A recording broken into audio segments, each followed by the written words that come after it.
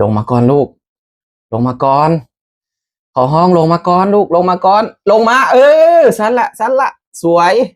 มือที่สามหอบที่หนึ่งในโปรเจกต์ปันพอร์ตจาก500ไปสู่2,000ใน30มือนี้ก็เดินทางมาสู่มือที่23แล้ว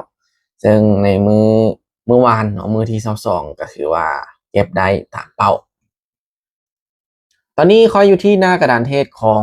VS Trade คือเก่าเนาะอยู่ในหน้ากราฟของกราฟ Solana หรือว่า SOL เนาะซึ่งในหอบที่หนึ่งของมือที่23นี่เนาะค่อยจะใส่กราฟของ Solana ในการปั้นเดี๋ยวจะเริ่มในออเดอร์นี้เลยเนาะ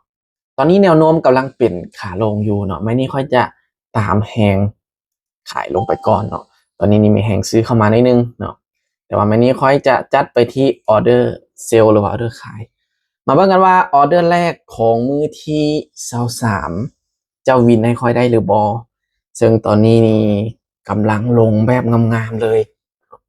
กำลังลงแบบงามๆเลยมาเบิ่งกันว่าจะปิดให้ได้หรือบอโอ้สวิงแฮงแท้อย่าได้เหลืออีก3 2 1โอเคสวยโอ้ลงมาบักยาวๆเนาะพี่เนาะดีดขึ้นไปเกือบไปฮอดเขียวเนาะโอเคถือว่าไม่แรกแฮกมานเฮาวินไปเนาะเมื่อวินแล้วไม่นี้เขาจะเดินอยู่ที่10 เหรียญคือเก่าเนาะเมื่อชนะเขาจะเดินเสมอไปเรื่อยๆถ้าเสียแล้วเขาจึงคูณเงินมาที่ออเดอร์ที่2ของมือที่23เนาะหรือว่าหอบที่1ของมือที่23มานี่จัดไปที่ออเดอร์เซลอีกหอบนึงจัดไปที่ออเดอร์เซลอีกหอบนึงมาเบิ่งกันว่าออเดอร์นี้จะลงให้ได้อีกหรือบอลงมาลูกยาวๆยาวๆยาวๆโอเคลงแบบงามๆลงแบบงามๆโอ้ค่อนข้างว่าแข็งแหงเนาะลงแบบนี้นี่ค่อยๆตูดลงนี่จะเป็นแหงขายที่ค่อนข้างว่าแข็งแหงเอาเบิ่งกันว่าจะปิดได้หรือบอเหลือเวลาอีก5 4 3 2อย่าได้1โอเคเกือบจนตกใจเนาะดีดหวดประเดียวเนาะนึกว่าจิดีดไปเขียวเลยเนาะโอเคถือว่าไม่ที่2เฮาวินเนาะเหลืออีก1ออเดอร์ก็ถือว่าในรอบที่1ของมือที่23ก็จะฮอตเป่าเลยเนาะแต่ว่าออเดอร์นี้วินถ้าบ่วินก็ไปว่ากันในออเดอร์ที่4ออเดอร์นี้เป็นออเดอร์ที่3เนาะมา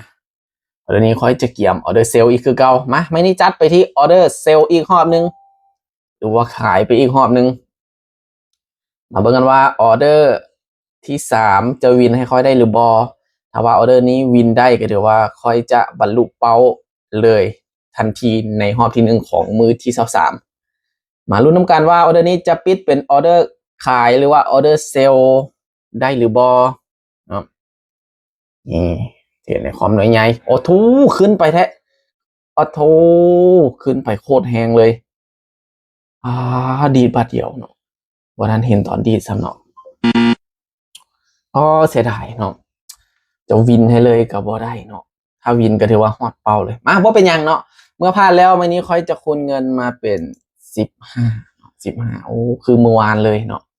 เมื่อวานนี้ก็วิน2พลาด1แล้วก็มื้อนี้วินเนาะมาเบิ่งกันว่ามื้อนี้ค่อยจะสามารถชนะได้หรือบ่มาขอยังจะบ่ยอมเนาะมื้อนี้จัดไปที่ออเดอร์เซลล์อีกรอบนึงเป็นรอบที่4ของการกดออเดอร์เซลล์ลงให้ได้บ่ลูกขอมื้อนี้ถ้าว่ามื้อนี้ลงมาได้ก็ถือว่าฮอดเป้าคือกันเนาะค่อยจะหยุดคือกันอย่าได้ลูกให้ลงมาก่อนลงมาก่อนลงมาปิดให้ก่อนไม่เมื่อกี้บ่ได้ขอมื้อนี้แทนขอมื้อนี้แทนลูกโอ้สวิงแฮงแท้ลงมาลงมาลงมาลงมาลงลูกลงก่อนลงก่อนลงก่อนลงก่อนได้บ่ได้บ่ได้บ่ได้บ่อีก3วิ3 2อ๋อขึ้นไปตอนท้ายซะโอ้แต่ละสวิงแท้ดีดแฮงขนาดเนาะทุกคนเนาะมื้อนี้ก็เป็นมื้อวันอังคารเนาะตลาดโคตรดีดแฮงเลยมาไม้นี้ค่อยจะคูณเงินเป็นไม้ที่3โอ้ได้คูณเงินเป็นไม้ที่3จนได้อย่าเด้ไม้นี้พลาดบ่ได้เด้เนาะถ้าไม้นี้พลาดนี่เหลือโอกาสครั้งเดียวนึงเด้มาไม้นี้จัดไปที่ออเดอร์เซลล์อีกรอบนึงขายอีกรอบนึงมาแห่งขายมาหลายโอ้คือว่าหลายก็หลายโพดแห่งขายนี่อ่าลงไปได้บ่ลูก ลงไปได้บ่ลงไปลูกลงไปลง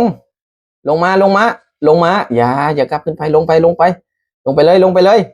แหงขายเข้ามาดันเข้ามาดันเข้ามาลูกเวลายังมีเหลือ5 วิดันลงไปดันลงไปดันลงไปลูกดันลงไปดันลงไปโอ้บ่ได้พลาด3 ไม้จนได้ทุกคนพลาด3 ไม้ติดจนได้ตอนนี้ตลาดกำลังเริ่มลงงามๆแล้วเนาะแต่ว่าเมื่อวานนี้ทุกคนสังเกตบ่สลับซ้ายสลับขวาอยู่เนาะ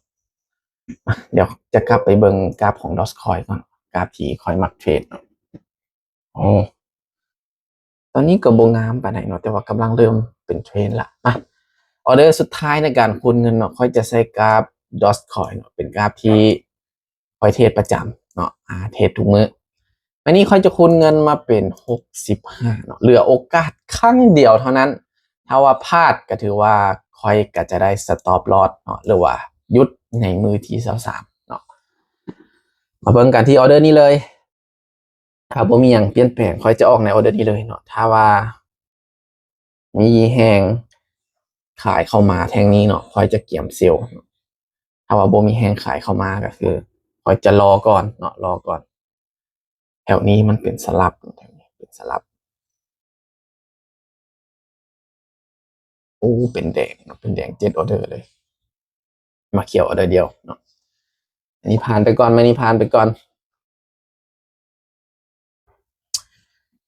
ตลาดบ่ค่อยงามปานใดค่อนข้างสวิงเนาะในมือนี้เนาะตลาดของมันบ่ขนาดกราฟดอทคอยกันยังดีดบักแห้งๆครับดีดหวดซ้ายหวดขวาอยู่อันนี้เวลาเปิดละปิดเป็นแดงเดี๋ยวจะเริ่มในออเดอร์นี้เลยเดี๋ยวจะเริ่มในออเดอร์นี้เลยเนาะออเดอร์นี้ออเดอร์ตัดสินเนาะโอเคออเดอร์นี้เลยถ้าพลาดก็ถือว่าค่อยจะได้หยุดเนาะคันว่าไม่นี่วินก็ถือว่าตามเป้าเนาะก็คือเขาจะบรรลุเป้าโอ้จงใส่ด้านเทิงหลายเนาะไม่นี่จัดไปที่ออเดอร์เซลล์เด้อขายไปเลยไม่นี่จัดไปที่ออเดอร์ขายไปเลยโอ้แท่งนี้ดีดเป็นเต็มเลยเนาะเป็นแท่งเต็มเลยมาบอกกันว่าออเดอร์นี้จะลงให้ค่อยได้หรือบอเนาะถ้าว่าลงบ่ได้ก็ถือว่าในมือที่23ก็ถือว่าค่อยจะเสียตามเป้าเนาะแต่ว่าขอห้องลงมาก่อนลูกลงมาก่อนขอห้องลงมาก่อนลูกลงมาก่อนลงมาสั้นละสวย5 4 3 2 1สวยงามที่สุดก็วินเนาะเรียกว่าไม้คูณเงินไม้ทีซีเฮาวินเนาะเดี๋ยวมาเบิ่งกำไรก่อนตอนนี้อะไรล่ะโอเคก็ถือว่ากำไรเฮาฮอดเป้าแล้วเนาะอยู่ที่25 เหรียญแต่ว่าก็เกือบไปเนาะเกือบได้สต็อปลอสเนาะถือว่าในมือที่23หอบที่1เนาะออกออเดอร์ไปทั้งหมดอยู่ที่2 4 6ออเดอร์วิน3พลาด3เฮามาพลาด3ได้ติดเลยแล้วไม้คูณเงินไม้ทีซีไม้สุดท้ายเฮาวินไปหรือว่าฮอตเป้าเลยอัตราชนะ 50% เนาะเดี๋ยวไปป้อนกำไรใส่ตารางก่อนเนาะเกือบได้สต็อปลอสเนาะหอบที่1ในมือที่23กำไรอยู่ที่25.75เนาะ.775 ไป25.75เนาะถือว่าในรอบที่1ของมือที่23ก็ถือว่าตามเป้าเนาะแต่ว่าก็เกือบไปสุดท้ายทุกๆการลงทุนมีความเสี่ยงผู้ใดที่ยอมรับความเสี่ยงบ่ได้ขอบ่แนะนำให้เข้ามาในวงการนี้เพราะว่าความเสี่ยงมันสูง